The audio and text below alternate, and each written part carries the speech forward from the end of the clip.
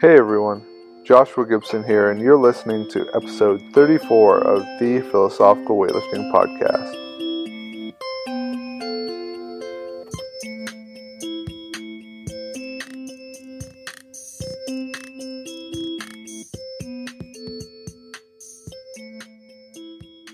And we are live. Joshua Gibson here with the Philosophical Weightlifting Podcast, and today I'm joined by two very special guests, Glenn Pendlay and Seb Ostrowicz. How are you doing, guys? Very well, thank you. I'm doing good. Very well. So these are the two guys that host the Weightlifting House podcast on iTunes and Spreaker, YouTube, and other platforms. So today I had the opportunity to sit down with them, and I didn't really have any topics in mind, but I thought it'd be a great opportunity to just chat weightlifting, talk about some old stories, talk about approaches to training, and whatever else happens to pop up. Yeah. Well, we've sat down a lot this week. We have. Yeah, it's not like we've only had this one opportunity. We've basically done 7 days, 8, 9 days, where we've actually done nothing but sit down and talk. And train. Oh, train, of course. But this is not an anomaly right now. No, it's not. We actually have 2 podcasts that are going to come up on yours. Yeah, one's up. Yeah. One's up. Yeah. So go check that out, and we'll put the plugs in later. But I guess my audience is unfamiliar with what's going on now. Mm-hmm. We're at a camp, and Glenn, maybe you can explain the camp, how it started, and what we're doing. Well, the camp started a couple years ago. I just decided to host a camp here in Kansas. First in Kansas. Not really a hotbed of weightlifting, but I have a kind of a unique thing here in that my parents own some apartments. Very cheap apartments, very inexpensive. And because they own these apartments, I have a place to house 6, 7, 8, or even 10 or 12 lifters for a camp for like a 2-week time period. And it's right by the gym. Yeah, exactly. And your house. Right by my house and the gym. Yeah. Everything's close because it's a small town. Yeah, yeah. Very small town. But it's great for weightlifting because there's nothing to do here except for weightlift. You can't train. There's literally nothing to do. And we're trying to pretty much mimic the lifestyle of a weightlifter who's training full time. So that's multiple sessions a day. And what would a typical training day look like? Say a Monday and then a Tuesday. At this camp? Yeah. Well, every training session, I think, not everyone, but most training sessions should have snatch and clean and jerk and some squats. Yeah. And so we've done that usually on most of the training sessions. We've had 2 days where we did 3 sessions. Several we've done 2. In the last training session, last day of training, we did 1. So that's all of them are going to include the exercise that I mentioned. I don't get too far away from those things. We did a couple times, we did heavy pulls. A couple times we did a back squat or front squat plus a jerk. Early, some of the athletes did. Other than that, it's snatch, clean, jerk, and squat. Yeah. And what's the general feedback you get as far as how people respond to the training and how they feel after they've done this for about 10 days? Everyone's tired. Yeah. Usually it goes like people make a lot of PRs for 2 days. Then they have a down period. And then by the end, they start making PRs again. Yeah. And so it's just a process of fighting through. When you get the soreness and fatigue get you, and if you can fight through it and continue to perform, you will, by the end of the camp, get up to PRs and pass them again. Yeah. Now, if you were to continue training like this, say full time, what would it kind of follow a similar trend where you just see these peaks and valleys very frequently? I think it would follow a similar trend. I think that you would have to go to 2 and 1 training sessions, like 2 on some days, 1 on some days, instead of 3 on some days and 2 on other days, which is more like what we've done here. It all depends on your recovery. It all depends on recovery. I think it's very possible to train as much as you can recover from. And that's the key, is if you can eat, sleep enough, you can train all the time. Right. And now, Seb, I know you somehow freak accident, you were injured this camp. Yeah. But the previous camp you came to, were you able to train the full time? Yeah, so I've done 3 camps, trained fully the first 2, and then this one just halfway through, got a little bit, hurt my quad. Yeah, and so I've been told that once you get back to training normally, that you tend to kind of super compensate. I mean, is that your experience? Yeah, I remember the last camp I thought was the hardest one because we did pulls, heavy pulls twice a day for 2 weeks, literally twice a day for 2 weeks with bands, and this would be, I'd be doing snatch pulls, and at the lockout it's like 180 kilos, and I'm doing that twice a day for 10 days. Like it was really tough stuff, and that was the one where I think people felt the worst overall. That was where I think that was the one where Glenn was maybe even a bit shocked by how much recovery we needed to actually bounce back. So at all the other camps we've gone in really hot, everyone's done well, people start to die off a bit, and then by the end we've recovered and we all do well. But that one was like, we were all really struggling in the final few days still. But I noticed, I got back to England straight after it, and after a few days I was just doing some clean pulls with 105, 110%, and it was amazing how light the weight felt. Yeah. And it seems to be that the trend that everyone follows at these camps is within the next week or two, people hit new records again. Yeah. Now, would you feel like this bump in performance, because we've seen quite a few people hit, relatively big PRs. Yeah. So Bob, for example, do you think this bump in performance is going to stick? Or that he's going to kind of, especially with someone like Bob, because it's like, for him it was so mental. Like I was talking to him earlier, he said that he'd clean and jerked 152 just all the time, and then whenever he put weight on, he just would miss, and he would find the 152 easy. And he's such a strong guy that it really is a mental thing. So he said now that he's gone through that and he's cleaned 65, he thinks that he's just gonna, he'll get to 170 quick and he'll move on from there. We have a dog here, by the way. That's why there's weird sounds. Yeah, we have a dog. We have a couple other people just kind of littered about. Randomly coming in, yeah. Now, Glenn, so we're planning on hosting another camp. So as far as people that want to sign up, is it just kind of anyone can come? Yeah, I would prefer that we don't get a lot of people that are like in their first 6 months of lifting. Yeah. But that doesn't really matter. After I said that, I realized that's not really the case. But you have to have a certain amount of conditioning. You have to have trained for a few months at least and trained hard. People that can't train 3 days a week are going to have a tough time getting anything positive from the camp. So if you're struggling to train 3 days a week, coming and training 12 times a week or 9 times a week, 3 times a day, it's going to be impossible for you. So if you're thinking about coming to a camp in the future, and we're planning on having more of them, I think the minimum is to get used to training 5 days a week. Yeah, you can go from 5 days a week to 9 times a week without much hassle. It doesn't really hurt you that much, as much as you expect, because in this environment, there's nothing else to do besides train. And you're around a lot of people that are very enthusiastic about living and very enthusiastic about the sport. And so that gives you a big boost automatically. And so you're just more enthusiastic and more wanting to attack the weights, I guess, is a good way to put it. But you have to have some basic level of conditioning. You have to be able to squat, and not get sore from a set of 5 on the back squat. Right. Yeah. Yeah, I feel like this is a camp that if you aren't so much committed to weightlifting, it's going to be tough because you have to make sure you go out of your way to recover, to eat enough, sleep enough. Right. Seb, do you notice a difference between days where you maybe take a nap and sleep more or tend to eat more and how you perform, or is it just kind of all run together? I don't feel like I get an acute effect from I eat a big meal and then 2 hours later I train. Like, I don't notice it there. I just know... You just know that if you do it every single day, that over time that will have made a difference if you're eating more and more than normal. We did things like... We did, cryotherapy this year, which I'd never done. Things like that where...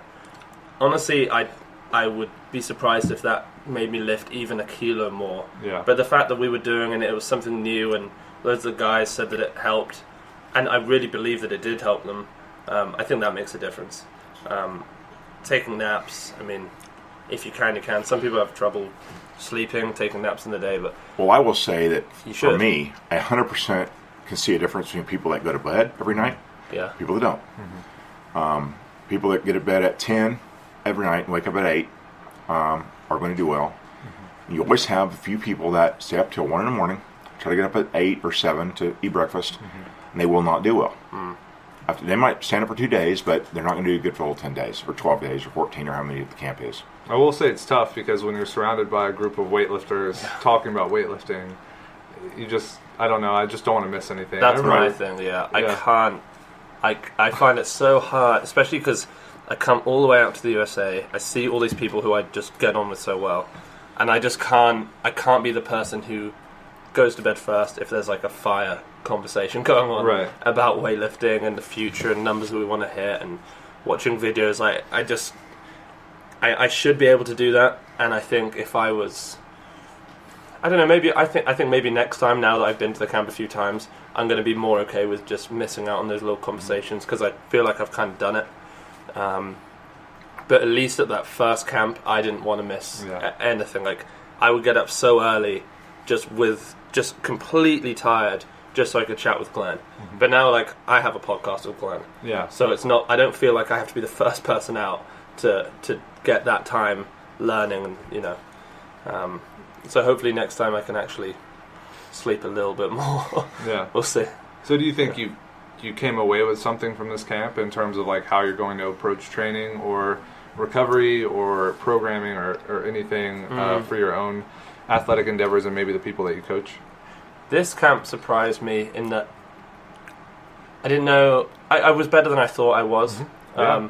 I really believe, I mean, I got hurt on the Wednesday and I was feeling great. I was so confident I was going to finally hit these 2 numbers I'd been gunning for the last few months. I did still make like 6 PRs over the course of the week, so it was great, but I was stronger than I thought I was. The thing that I take away from these things all the time, whenever I'm with athletes who are better or worse than me, is that I just need to be physically stronger. Yeah. I mean, I feel like when I watch everyone lift, I think I consistently put the bar in the exact same spot as much as anyone else, basically. Like, I'm very consistent with everything. I don't take a step forward, that kind of thing. I need to just be a stronger person. So I think for the next however many weeks, I'm going to speak to Glenn about it properly and see what he thinks, because I really want to do what's right. But I'm tempted to run the 2-a-day program if Glenn thinks that's the way for me. If not, then I'm just going to continue on the Strong 5 program that I'm doing and just focus more on being a stronger human. Yeah, well, I guess this is a good bridge to talk about that programming. So, Glenn, maybe if you can explain the program, then we can discuss what kind of athletes would be suited for it and what kind of athletes wouldn't be. People that would be suited for it is people that have done a 3-day-a-week or 5-day-a-week program or 4-day for a while without quitting. Mm-hmm. Yep. You know, it's amazing to me. It's always amazing how many people get on a program and stop within a month or 2. If you're very committed and you're going to do this for the next year or 2 or 3 or 5, I think it's nothing better than to train more than 6 times a week. Mm-hmm. I've talked about this to Seb at length. I think you a little bit too. Mm-hmm. All the research that's done on strength training in general always points to the fact that more training sessions per week or per day are always better. So long as you can recover. The same amount of work broken up into more training sessions works better, as long as you can recover, obviously. Yeah. And I think that the newer program is introducing a couple of days where there's we call it an AM/PM session, but it's basically just 2 sessions. They have to be separated by at least an hour, hopefully, so that you actually train, cool down, rest for 30 minutes or an hour, then come back to the gym, warm up again, do another training session. That is done on, I think, 3 or 4 of the days of the week. There's one you do 1 session. You still have heavy squats and deadlifts and stuff like that on Saturdays. But during the week, you're doing multiple short training sessions during the day. And that is something that if you're really trying to improve, for most people it should work better. And it's kind of going with the flow in a way, because many countries, almost every country that has produced top weightlifters is using that sort of program. Doing more of a almost Bulgarianish type thing, but they do low volume, higher frequency, and high intensity. It's the weightlifting snatch clean jerk is a sport, and you have to practice that sport heavy to be good at. So for an athlete like Seb, do you think he would fit the criteria? I mean, Seb, like you said, you need to get your strength numbers up. You're very efficient. You have great technique, very consistent. I see that as a tricky question because I have been weightlifting longer than, at least at this camp, longer than anyone. Obviously, except for Glenn. So I'm so comfortable doing the lifts. Like I just do them all the time. I've done them for so long, but I'm still so clearly lacking in. I'm not one of those guys like Jordan who, I was talking to him yesterday and it got quite heated after Glenn had gone to bed. We were getting quite annoyed at each other because he just can't understand what it is to find it hard to get stronger. He always says, like, you just do the program and it's amazing how strong you get. And I've said, I'm doing the same program as you. I do the same reps and I don't improve at the same rate in the strength lifts. So I look at this program, I think it could be phenomenal. Just a high frequency. I've done enough training in the past to maybe think that this is a good time to go for it. But then I also, at the back of my mind, I'm thinking, do I need to continue with more volume at maybe a slightly lower intensity on squats, on pulls, to just continue to build the base? Just because you've been training a long time doesn't necessarily mean you're an intermediate or advanced or whatever lifter. Right. I'd actually be really interested to hear what Glenn thinks, because I really, really want to improve over the next few months. Right. Yeah. So whichever one you think, as long as you can kind of convince me. I think it's worth a try. Yeah. I really do. Yeah, the high frequency. I don't know for certain. I think anybody does, at least me. Yeah. But, and I've seen your lifts and your lifting ability change and improve over the last, 2 years? And you are making progress, but you are not the most gifted person in the world for increased strength. Yeah. It's hard for you. Yeah. The only thing you can say is try it. Yeah. Try it and see what happens. Yeah. That's kind of a tough situation because you know that the program you're doing now is working. Yeah. Not nearly as fast as you want. Yeah. But it's making progress. Yeah. But I don't think you have anything to lose really as far as giving it a try for a new program.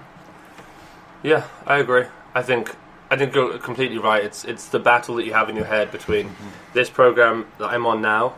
I've just PR'd my snatch. I've PR'd my clean by 6 kilos. Like, things are definitely moving in the right way. I just so want them to be going quicker. And so, you always have this battle where you're thinking, do I stick with it? Do I do what I've always been told and carry on for months and years? Or do you just try the new thing? And I think, why not just give it a go? At least do it for a month. Right. See if my body responds. If I get terribly weak off the lower volume strength work, then I switch back, and I know that I'm going to switch back onto something that's going to work. So it's not like I'm going to lose. It's going to be either a win-win or doesn't work, and I come back to a win. So what do you guys think is the difference between, say, you and Jordan? Jordan is an incredibly strong guy. Front squats 197 kilos and back squats 241. Yeah. And like you said, it's easy for him to get stronger. So I mean, what's the difference there?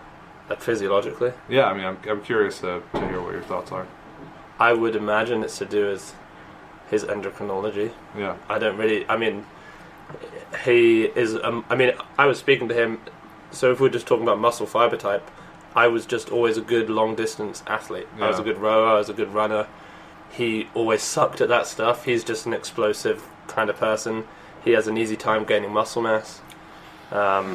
He'll do almost any squat program, and probably his squat will go up. That's never his issue. It's always the technique of the lifts. I don't know. I don't think it's necessarily an endocrinology thing. No. I think it's just Jordan's much further away from his strength potential than you are. Right. He's much further away. I've been training weightlifting longer than he has. Right. And And Glenn, I mean, you've obviously seen very efficient lifters that haven't had nearly that strength reserve that Jordan may have. So do you think it's still possible for someone, to reach a very high level even if their ceiling is lower? That's kind of a loaded question. I mean, depends on how much lower their ceiling is. Right. Right. I think that anybody can improve. I think that Seb's, and specifically talking to him, his ceiling is still way above where he is now, way above. Yeah. Probably even higher than he thinks it is. Yeah. You know, I think when somebody like Seb is thinking, I've gotten up to this front squat, I must be on my max because I've improved it so much for the last 2 or 3 years, and it's so hard to improve. I can tell you that I have seen people think that. When they're front squatting 200, and then they're front squatting 250. Yeah. Yeah. You know, or put it in whenever you want. But, you know, I've seen people go up far in excess of what they thought when they were stuck. I think that something I've talked to both of you about, separately I think, but Jared Fleming was stuck at a snatch of 150 for like 2 or 3 years. Yeah. And then all of a sudden snatch improved to 171. American record. Yeah. And so who would think that your snatch had 20 kilos more to gain in a short period of time? I'm talking like 12, 18 months. Yeah. After you're stuck at a high weight for 3 years. Right. With training at LSMS, Yes. training with the OTC, Yes. everything that you'd imagine, you improve rapidly, then you're stuck for 2 years. You just wouldn't imagine that he could improve so much. But he did. Yeah. I mean, it's tough to say, like, it's just getting the correct combination of volume and, you know, intensity. Yeah, I suppose it is. What kind of causes that?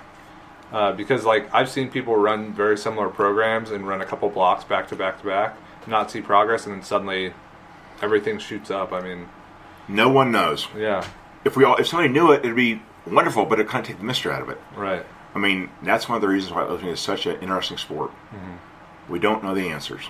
And I guess me or anyone else could say, act smart by saying, this is the reason why he was stuck for this long and magically going up. This is what he had to do, and this is what he did. But that'd be hindsight. They're kind of bullshitting people because in hindsight, it sounds easy. In hindsight, it sounds easy. But it wasn't easy, I don't think. But we did the right things. Yeah. Or he did the right things. So it's kind of just chipping away until something goes. I guess so. That's a good way to look at it. You're trying new things until something works. I mean, have you heard Louis Simmons' you probably have, his analogy of, you imagine that there's $1 million under a rock in the car park. You wouldn't go out, turn over one rock, and then leave it and go back in. You'd keep turning over the rocks until you found $1 million. It's like, it's not like there's this one cool, freaky thing that's going to help you improve, but there is probably going to be one way that does benefit you more than other ways. We've got a dog that's going crazy over here. Yeah, take the ball away. So, I mean, I think that essentially training is that, you know, when you write programs, you sub one thing in, you sub one thing out. You keep turning over these rocks until you find something that hits, and if it's working, then stay with it. But you got to keep turning You use rocks. logic, you know, because there's always a glaring point. Once you look at it from a fresh perspective, there's a glaring point that says, this is weak. You know, this could be his improvement. And sometimes those glaring weak points end up being magic. You know, they make everything else go up too. With Jared, since we're talking about Jared, one of the weak points was his deadlift.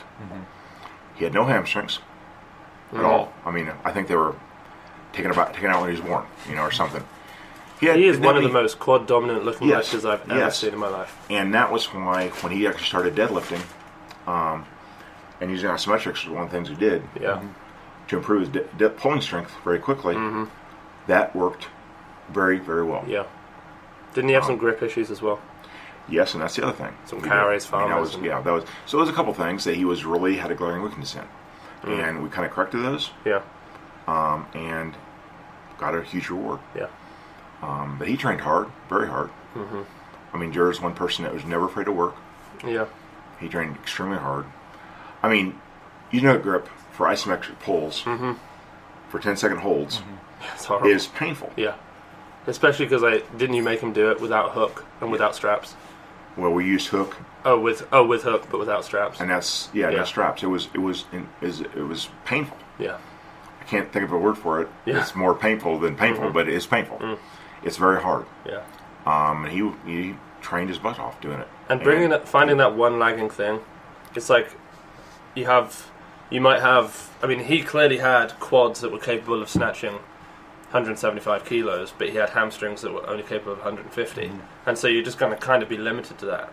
And then when Glenn took over coaching him, in fact, and just saw this is the glaring weakness, you suddenly bring that up, and it meets everything else. But you can't kind of overcompensate by just having amazingly strong quads and no hamstrings. You're never gonna quite reach what you could unless you just find the weakness, bring it up, find a new weakness, bring it up. And that's kind of, that's what training is almost. Just find the weakness and enhance it. Just keep doing that. Yeah, I guess I myself and maybe more people listening get kind of caught up in like what's causing the change. So sometimes I'll write out a program, someone will run it and get a huge increase in their total. Yeah. And you want to say, well, what exactly is doing that? And sometimes it's hard to pin it down. But instead of doing that, I'll just run that same cycle over and over and see what happens. And just milk it, essentially. Yeah. Right? Maybe change one thing. Yeah, just like very one slight accessory thing. And see what happens. There's one thing I got from Glenn, and I also got from James Tatum, who said he got this from Glenn. As long as you're making progress, like that's all that matters. Just do what it takes to make progress. Yeah. Right. That's it. Like I was asking him about his coaching philosophy. Yeah. That was exactly it, which is very interesting. James is a very logical guy. Yeah, smart guy. Very logical. The logical weightlifting podcast. Yeah. Yeah, that doesn't exist. Don't find Don't. it. Yeah. Don't try to look for that. No. I did have a couple questions. Some technique questions. I was kind of scrolling through your blog, just looking for some topics, and one Tom Magarelli brought up before, and you might have talked about it on the Weightlifting House podcast, but I think this is a good opportunity to touch on it again, is catching the bounce and the clean. So for someone that has a difficult time catching the bounce and the clean, is it easy to pinpoint what the issue is, or is it kind of different from person to person? Can I just point out, just to make myself feel happy, I'm gonna say right now that I know what Glenn is gonna say. So I just wanna, I can't say because then Glenn's gonna know, but in my head I think I know. I'll let you know if I got it right. Okay, Glenn. That's what squats are for. Yeah. You got to practice the bounce on the front squat and back squat. And the most important exercise to practice squats on are actually back squat, I think, because that is a carryover thing. Back squats is using more weight. It is kind of a dominant exercise when it comes to motor learning, when it comes to your motor patterns. And what the bounce method, the bounce they use in his back squat, everything else falls in from that. That'll affect the front squat, and the front squat will affect the clean. And that's why it's very important to, Louis, and we talked about Louis, I'll say Louis, and who I respect immensely, is 100% convinced that box squats are it for weightlifting. But they're not, because they don't teach you the bounce. Yeah. And having a good bounce and getting up with the weight as easy as possible is very necessary in weightlifting. Very necessary. I don't think there's anything besides that. So was that it? Practice. Yeah, that was it, yeah. Practice. It was going to be both practice and do the squats. So let me ask you a question. So Bo Brown, a lifter on the Pendlay WOD, is a very good, very talented lifter. I was watching him squat the other day, and he has an incrably slow squat. And I remember slow eccentric. Slow eccentric, yeah. I remember someone talking about the way he catches a clean. Was that you, Seb? It might have been. I've thought about it at least. Could you maybe explain a little bit of your thought on it? Yeah, it's like he kind of meets the bar and decelerates it just with his own muscular strength to the point where it stops. It's not necessarily the deepest position he can go into, and then he just re-engages and drives up. There's no real... it doesn't look like that he's using any kind of the elastic properties in his lower body. He just meets the bar, slows it down, and stands it up. And you can kind of see it's just the way he squats. He doesn't ever bounce. He just goes down slowly, stops, and then stands back up. Which I think probably develops a lot of strength, especially a lot of starting strength, but it doesn't, it's not as specific a movement to the clean. Right. He cleans a lot. Yeah. 400 pounds is an 85, but he could probably get up easier than he does. No, is that something that would need to be addressed at all, or is this kind of what works? If he came to a camp, we would talk about that every day. Yeah. You know? Like Ed. No, we're talking about Bo now. Oh, Bo, yeah. Yeah. That's something that needs to be addressed. Yeah. And if the situation is right, one of the things with Bo, he has nationals. Yeah. Next week. Yeah. And so I'm very hesitant to change things or attempt to change things when they got nationals, which is our most important meet in a week. So that's kind of been a thing here, But both Tom and Bo, when the timing's right, that's something they need to change. Yeah. Yeah, I just think more practice at doing it. I mean, I have it with a lot of the lifters that I coach. They get under a weight in a clean, and they kind of stop and pause. This is the CrossFitters that I coach weightlifting. They'll pause and then they'll stand up, and I just tell them just every single lift do a bounce. And it's hard because a lot of the coaches at the gym who coach CrossFit make fun of the weightlifters for bouncing in the squat, and they say like, "Why are you bouncing?" And then the CrossFitters themselves think it's not a good thing to bounce, and you should go down slow and then come up slow, and they don't realize just quite how valuable it is to actually learn the timing and the sequencing and everything of the bounce. It makes such a difference. But right. So I guess that kind of goes into squat depth, and something I was thinking about. If someone's a stronger squatter and they're squatting just slightly below parallel, and they were to switch to a more full depth squat, do you think that would have more carryover to the lift, even though they would obviously have to reduce the weight on the bar? I think so. Yeah. As long as they can catch bounce. Yeah. The bounce is really important in squat. You have to practice it, and if they can squat higher and still get a good bounce, however they do it, that might work fine. But I think in weightlifting, usually it's going to work best is going all the way down and bouncing. Yeah. You can't get carried away with it. You can't squat as much weight or recover from a front squat with as much weight if you do too much bouncing. There's a happy middle ground there, that's safe and effective. And that's what you need to do. Yeah. I mean, you don't know what that middle ground is until you try it. I'm again and again and again for months, years probably. But you get good at it and use it effectively. And it all kind of, at least this topic kind of just comes down again to something that Glenn and I talk about a lot, which is basically that one of the most, if not the most important thing, is just specificity. Right. So whether we're talking about bouncing out of the squat or squat depth, you're probably just going to have a better transfer of the exercise to weightlifting if you squat as deep as you clean, if you bounce the same way that you clean. And the further you get away from those movements to the point where you're doing a low bar on a box with your knees behind, it's just going to transfer less and less. You're not training the bounce, you're not training the same movement.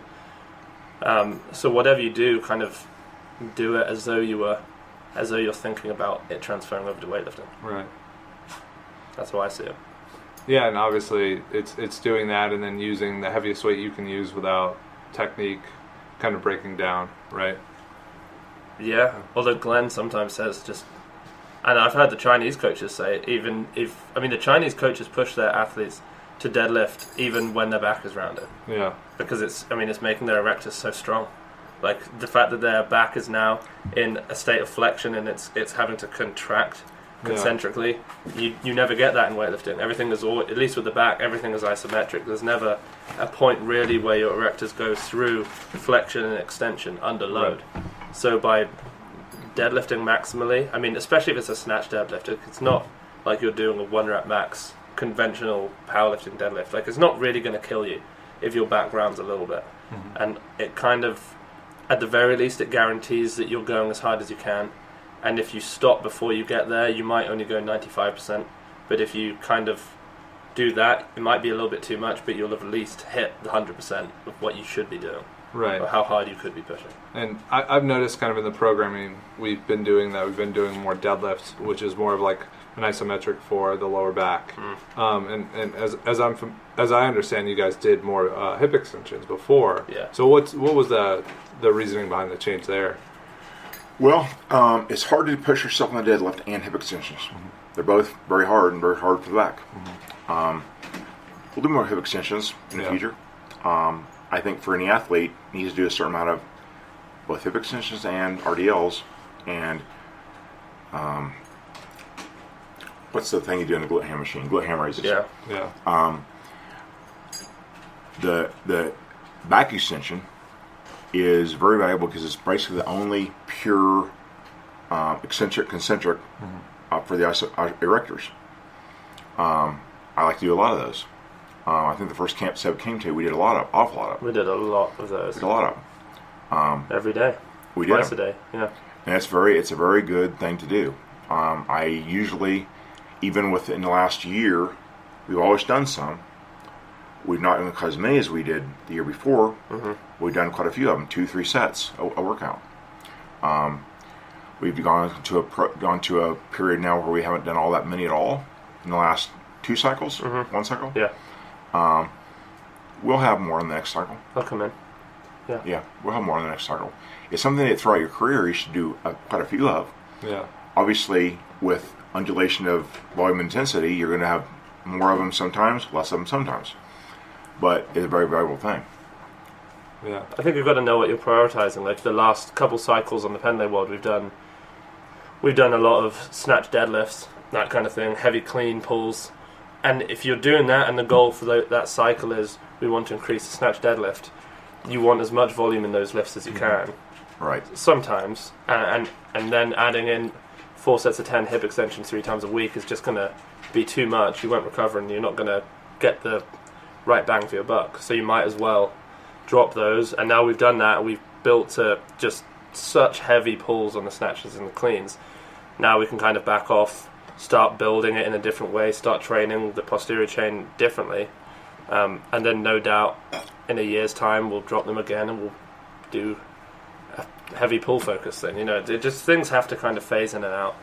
You can't do the same thing all the time. Okay, so in that same vein, as far as accessory movements go, if you guys had to create a list, maybe the top 3 accessory movements for a weightlifter, besides the snatch, clean, and jerk, and their variations in a squat, Okay. what would you choose to implement in a program that just for almost any athlete they could benefit from? Can you keep... Does it include pulls? And no variation of the snatch, clean, and jerk. Okay. My number 1 would probably be hip extensions on a glute ham. Yeah. With a barbell on your shoulders, flexing over at the hips, and then extending to That's a horizontal. back extension, right? No, at the hips, not the back. I got you. Yeah, so the hip extension. I just like those a lot. They make me feel strong. They give you a pump in your posterior chain. Yeah. And it's just you can, when you're doing them, you can see why it's so transferable. Like you just understand why it is that you're doing them.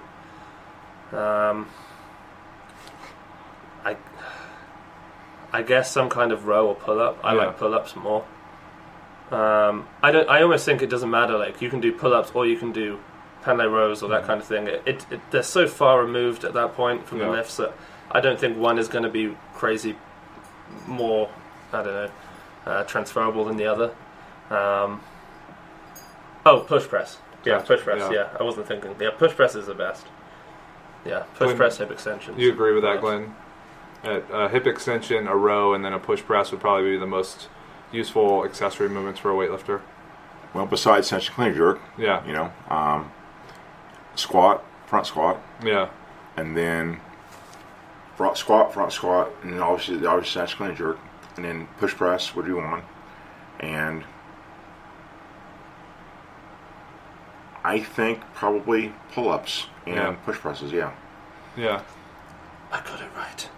Yeah, well, I don't know if it's right or not, but you know, rows or pull-ups, either one, build the back, and the back is incredibly important. And the lats and the rear delts and all that. If you're using any kind of rowing motion, you have to have strong muscles in those places to do big snatch and clean jerks. Have to. Yeah, I was kind of wondering that because Andy, a guy at the camp, was asking me, like, if I were to do pull-ups, how much would that affect my weightlifting? Like, how much would it improve it? And it's kind of one of those questions where, say, it depends. I mean, you can't really tease that out. Probably not a lot. Yeah. Well, I don't think a lot. I think you have, like, an order of priorities of lifts, and if you have loads of lifters and some do pull-ups and some don't, or you take pull-ups out of some people's programs, you won't see much of a difference. But if you pull out squats, you'll see a huge difference. Yeah. And it's like, just pull-ups are so far away, they're going to help and they might prevent injury, and long term they're the right thing to do, but they're not the thing that's going to make you snatch 180 instead of 170. Right. You know, or instead of 150. You know, nothing trains a snatch like the snatch. Yeah. Nothing trains clean jerk like clean jerk. Even push press. You know, you could not do push press and instead do some kind of overhead supports and stuff. Probably get away with it. I wouldn't, but you could, I think. nothing really is without equal or without replacement. There's nothing you can't replace besides snatch and clean jerk. I mean, that's the sport. I think that many coaches, I say this in different ways, but kind of get too much in love with their own bullshit. Mm-hmm. You know, think their programming is so special and unique that they found the secret key. Mm-hmm. I think that's a big problem, I guess, for a lot of coaches, thinking that they found the key to the world, you know, the progress in weightlifting. The only thing that is the key is snatch and clean jerk, and squat. When I say squat, I mean squats and back squats and front squats both. And there's nothing else that's not irreplaceable besides those things. So has this kind of been your training philosophy since you started coaching weightlifting and training weightlifting yourself? Or have you had periods where you've gotten away from snatch, clean, and jerk? Oh, yeah, I have. But you always find out that the only thing you did was not make as much progress. Yeah. You know? Yeah. In fact, you know, the biggest change in my philosophy in general in the last 10 years has been including more pulls and deadlifts. Mm-hmm. And I, for a long time, was very against doing pulls. Because I thought, you know, when you look at your average football lineman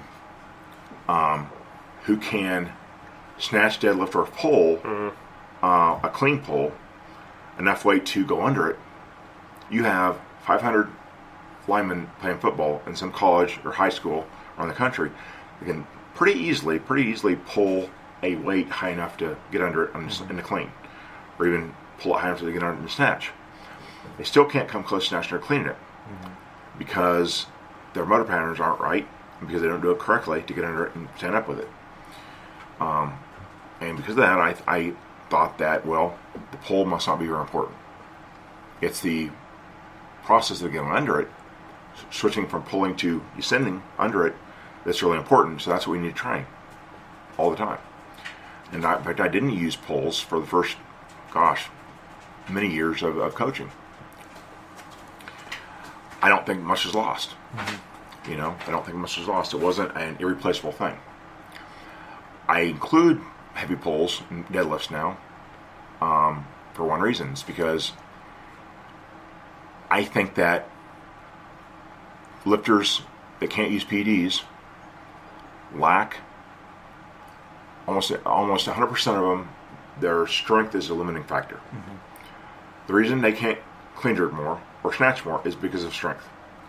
It's almost universal in lifters that aren't using PEDs. They always run up against the strength limit. And deadlifts and pulls that are heavy are fantastic strength exercises. Fantastic at building strength and muscle. Mm-hmm. And I believe that's almost a like a philosophical change, you know? It's like a mind change, you know, in myself, from thinking that the most important thing was the motor patterns to thinking the most important thing might be the strength. That's a pretty big change. I was very invested in having an attitude that deadlifts are kind of a waste of time. Why not just snatch? You can do so many more snatches, so many more cleans, with the same amount of recovery as you can a heavy set of deadlifts.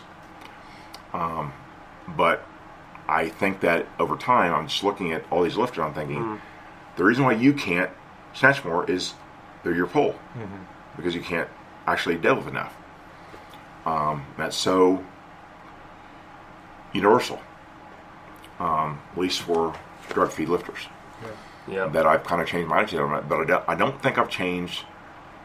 Well, there's one other further kind of smaller detail in there, which I've spoken to Seb about several times, but not really you. Seb and I have discussed several times what's more important in the Strong 5 program, the pulls or the deadlifts. I asked Seb that one time, just on where we were doing or what we were doing when we asked it, and I was kind of surprised. He said, "I think deadlifts." Yeah. Mm-hmm. I said, "Really?" Pulls are more specific, more volume, et cetera, et cetera. I was kind of very surprised that he just said deadlifts. I would have thought the pulls. Now, it's impossible to go in and somehow ferret out which actually makes most difference in training. I don't know how to do that. But the fact that somebody that's smart about lifting and experienced as a lifter, kind of without even thinking about it very much, said deadlifts are more important. Kind of gives me a pause to think about maybe deadlifts are more important than pulls. Yeah. If I were to think about that question, I would have to agree with Seb. I would say if the positions were held constant and you were to have more weight for the deadlift, but you wouldn't have a shrug at the top, I think the deadlifts would have more carryover because you're teaching the transition during the actual movements. So like strengthening a slight extension at the top versus having more weight for a deadlift, I could see why you would prefer the deadlifts. Yeah, I think the way I see it is that the snatch is really quite a light exercise that teaches so much technique in itself. That is the best way to learn the technique is to snatch. So you're already getting that taken care of by snatching. And then the other thing you need to do is develop strength. And I figure what's going to develop strength more, a snatch deadlift at 140% of your snatch, or snatch pulls at 110%. And I just thought, well, probably the snatch deadlifts. If you're doing the snatch deadlifts and the snatches, you've got both ends covered. If you're doing snatches and snatch pulls, you might be lacking in the deadlifts, in the strength work. So that was my go-to. But I mean, since we've been doing them, I feel like my opinion has now began at least to shift a little bit, just because we started doing. But see, here's the tricky thing: is we then started doing snatch pulls at 120% with a pop at the top, and suddenly I was getting a good pop, and I was pulling the bar up, and it was reaching my belly button, and I thought, I'm feeling pretty strong.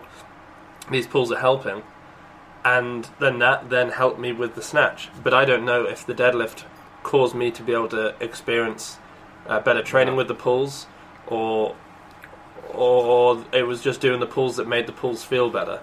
But my pulls at 120% have never felt as good as they do right now, and I don't necessarily know what the cause of it was.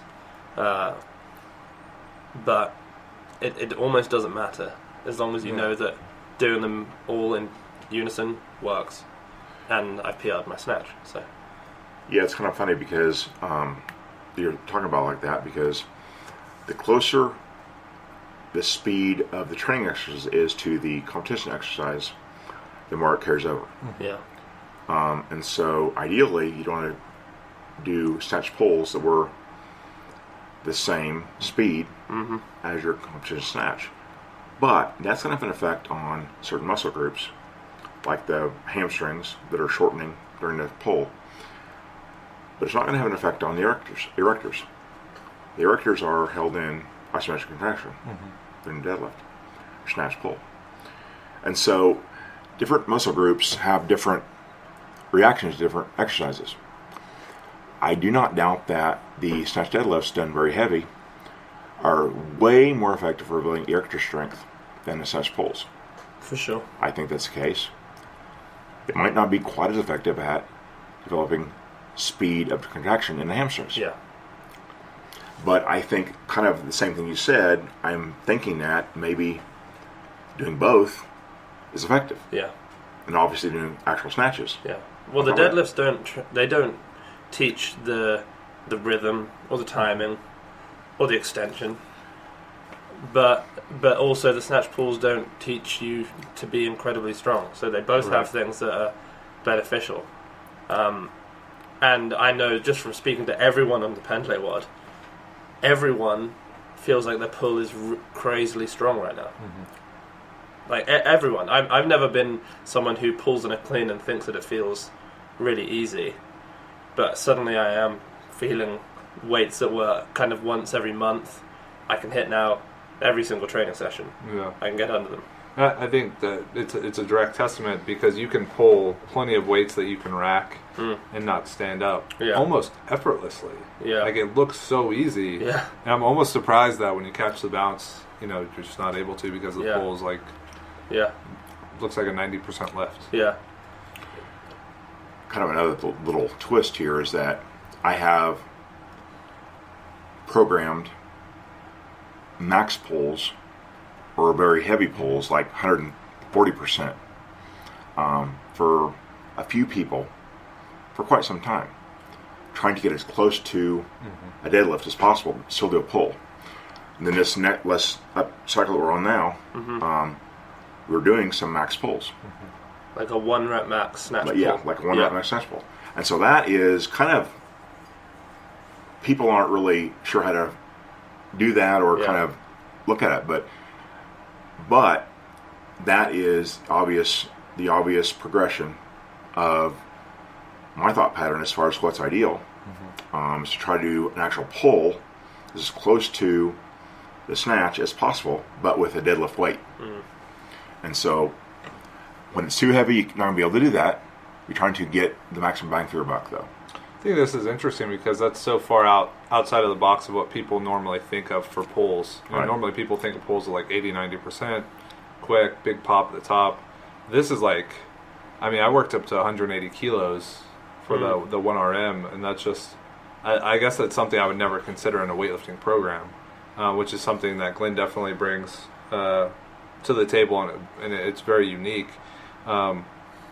Now, I kind of want to flip this. So you said that pulls and deadlifts are very useful, and you've kind of switched your mindset on those. Now, are there exercises that you've scrapped completely because you found they've just been useless, or maybe taught the movement in an incorrect way?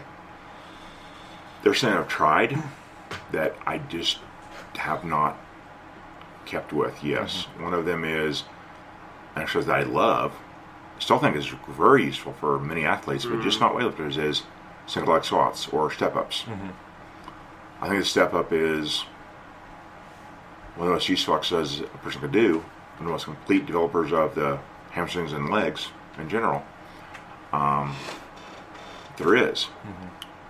But it doesn't seem to have carryover to weightlifting. Yeah. What about you, Seb?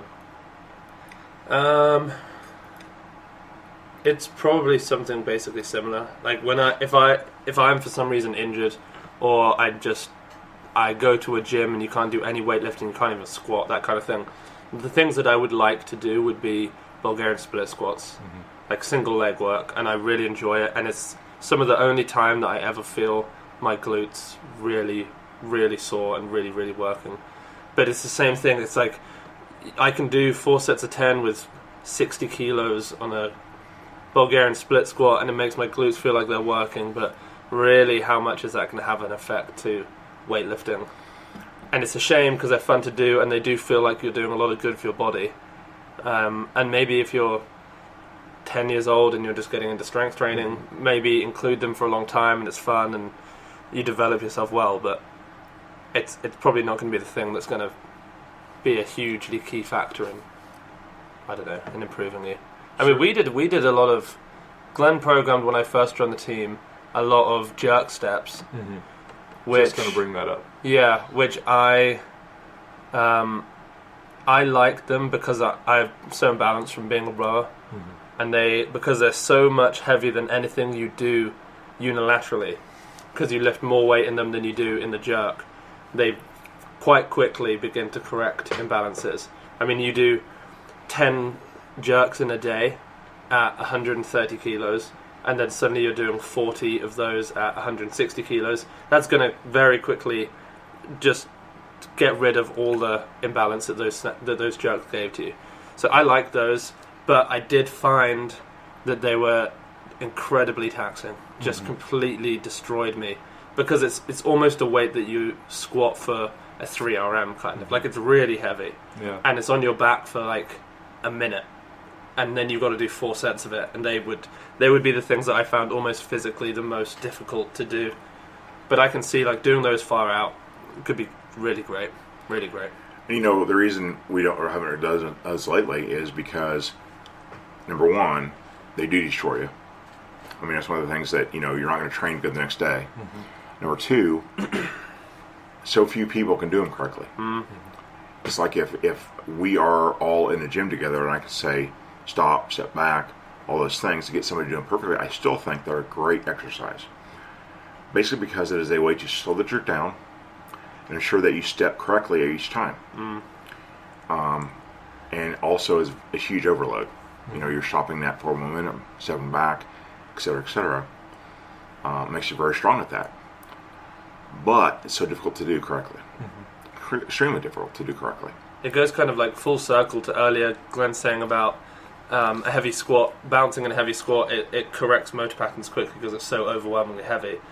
It's the same happens with the jerk step, and that's also its fault if you're doing it for a group programming, because suddenly if some people start doing it and their front knee goes too far forward and they're doing it so heavy, they're going to completely ruin how the movement's supposed to be, and it can so quickly change how you lift in a bad way or in a positive way. So doing that exercise is beneficial if you have a coach right there, and if you don't, it's risky because you might do it wrong and it can just hurt your lifting. So have you found any other exercise that's similar to help with the imbalance kind of caused by jerking, split jerking in particular? No, I think that would be the one. Yeah. That would be the one. Because the jerk you don't actually have weight on you when you're doing the jerk. It's weightless. Yeah. You know? You stop the momentum and then you recover. But while doing the jerk, while you're splitting, it's weightless. So it's not building muscle. The jerk step, of course, you should do it under load. It's a great exercise. But I don't really know what other exercise will be similar to that. The only one that I can think of where you can use relatively heavy weight would be, I can't think what you called them, where you hold a dumbbell on each side and you take a step and you lean forward and you get a horrible stretch. Is that a death march? Death march, that kind of thing. Those are awful. Those are awful. But then again, the great difference, name, though. Yeah. Great name. But when you do a jerk, you train. I mean, your front leg generally, the leg that steps forward, that glute overdevelops, and the leg that goes back because you've got a lot of flexion in the knee, that quad overdevelops. So when you're doing these, what they call death march? Yeah. You train the hamstrings a lot and the posterior chain, but it's not going to develop the quads at all. Whereas you do feel them when you do the death. I can't think what they're all called. What are we talking about? The jerk steps. The jerk steps. Yeah. I get confused with the names, but you know what I mean. Yeah. Well, I think that's about all I have as far as questions go. I don't know if you guys had any topics that you wanted to touch on or anything that kind of interested in discussing. How did you find the camp? That's what I thought it was fun. I thought it was a good time, and I loved the extra skill practice. I like getting in the gym and training frequently with the same movements because it makes me feel more comfortable performing them. Can I put you in a tricky situation and say, if you were to critique the camp as for programming, would you? Could you? That's a tough without question. worrying about offending anyone, because it's interesting. Like, yeah, I mean, it's interesting for me to know. It's definitely interesting for Glenn to know. Yeah, I mean, and it would of course. I would try and make it as objective as possible. Yeah. I try not to bring my ego into it or. Well, no, I mean, it doesn't have to be. You don't have to bring your ego into it, but I mean, for you. Sure. Literally for you. Did you need anything? Did you do not enough of something? Did you do too much of something? No, I honestly felt like it was fine. I wish I could do it more often. Yeah. I wish I could just kind of live this lifestyle all the time because I really enjoy it, and I enjoy weightlifting and training, and I felt like I was getting better and whatever it takes to get better. So only problem is it was too short. I wish you would have done that big clean jerk though and made a jerk. Yeah, and I'm kind of in that similar boat with Seb. Is if I can rack it, it's sad that I can't stand it up. Yeah. But hopefully we kind of fix that. Yeah. I mean, it's great, really, when you know what the problem is. Yeah, it is. It's nice. Like, I know what my issue is, and you know what your issue is, and that's a lot nicer than when people have no idea what it is that they can't do. Right. Yeah, it's at least you have, where the destination is, and you know kind of what the goals are, and that kind of thing. Yeah, and before we do kind of wrap up, I did want to discuss the weightlifting barbell. Because we actually trained on it, and that's kind of why I want to bring it up. It's great. It's really good. My one? Yeah. Oh, thank you. That's a great bar. Yeah. And then the American weightlifting bar, I used that at the Arnold, and that was really good as well. So, kind of with these last few minutes, we can kind of plug those products and where can people find them, and then maybe give just a little bit of information. Well, I'm lucky with the bars because I love and appreciate good bars, but I think almost no one knows as much about bars as Glenn, realistically. Yeah. There are very few people in the world who know as much about bars and who've had the amount of experience that Glenn has had with bars. So I was fortunate that Glenn, helped so much with making sure that this bar was actually the perfect bar. And I'm phenomenally pleased with how it's turned out. I know that Glenn... You lift on it, right? Yeah, I lifted on it every session. Yes, and good. Glenn thinks that it's a tremendous bar. It is. And I'm very fortunate to have had that. I mean, it's sort of one of those things where if you want to make the best bar ever, you have to do so many test runs to see, is the nail right at this position? Is the spin right? Is all these different things. But because Glenn he knows so much about the bars, he could very quickly start to narrow in on the specs that create a weightlifting bar. It's not a bar for powerlifters. It's not a bar for CrossFitters to throw around. It is like just a perfect weightlifting bar for people who just want to snatch, clean, jerk, squat. It's perfect for that. And they're 10% discount right now.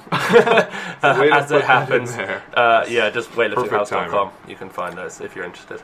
And then I was talking to Glenn about the bars actually, and kind of an interesting story about how he got started. But there's nothing that bugs me more than a hybrid bar that's made for many different purposes. So I love that it's a bar for weightlifters and weightlifting. I mean, I feel like I've basically never met anyone who is as obsessed as weightlifting as me, as Glenn. Yeah. And he probably thinks that he's the most obsessed in the world, and I kind of think that I am. But it's all we do is weightlifting. There is no CrossFit training. Yeah. I love CrossFit; it's cool, but I don't do anything to do it. It's not S&C. It's just weightlifting, and so we just designed the perfect weightlifting bar. Yeah. I really believe it is. I mean, everyone in this camp fought to train with it, because I think there are a few kind of like rogue bars. Rogue bars are great, that kind of thing, but like when you've got a good bar, people want to train on it. Right. And we had that, and we had the red American weightlifting bar, and those two are just like the standout bars, and everyone can tell. Yeah. It's just you lift on a bar that's designed for weightlifting, and because the bar spins well, its grips just in the right places, and when you get one of these hybrid bars with the double null lines, I don't know, just kind of, it's just not right. Well, it's one of those things where when I get to the gym and a bar is taken and I get angry, I know it's a good bar. That's a great sign. In the American weightlifting bar, it's red. It's got a Cerakote finish. Right. And is that like protective? Yes, actually, my own personal thing about bars that I'm the most obsessed with is the knurl. Yeah. I don't like chrome bars because the knurl is slightly more slippery. I like either a Cerakote, which is not a slippery knurl, not a slippery finish, or a zinc finish, which is also not slippery. Now, the hard chrome, like the weightlifting house bars, is a much more durable as far as anti-rust. But Cerakote or zinc, either one, have a better feel, in my opinion. And so the American weightlifting bars are either Cerakote or zinc, which are great as far as rust, but they're also, and Cerakote is very, very good. They also have a more tacky feel, I guess you'd say. They're not slippery like chrome. Nor do they have to be quite as aggressive to make a good grip. I like that a lot, in fact. And so that's how the American weightlifting bars are. But yeah. I mean, we're just, Glenn and I have big goals. I mean, Glenn's he's already made accomplished a lot of big goals. I'm still kind of starting out, and I have a lot of big goals that I want to achieve. And this is one of the things we want to do, is we want to just enter the scene with barbells again. And I've said to a few people that one thing that I really want to do is prove that you don't have to spend $1,000 on a bar for it to be a really good bar. Right. And if you do, you're very much paying for the name on the bar, which isn't necessarily a bad thing, but they don't have to be as ridiculously expensive as that. Well, it's not a bad thing, but I've noticed on the rogue bars, the end caps tend to come off. So you're paying for the name, but then the name comes off of the bar. I guess you can screw it in. That's not that bad a thing.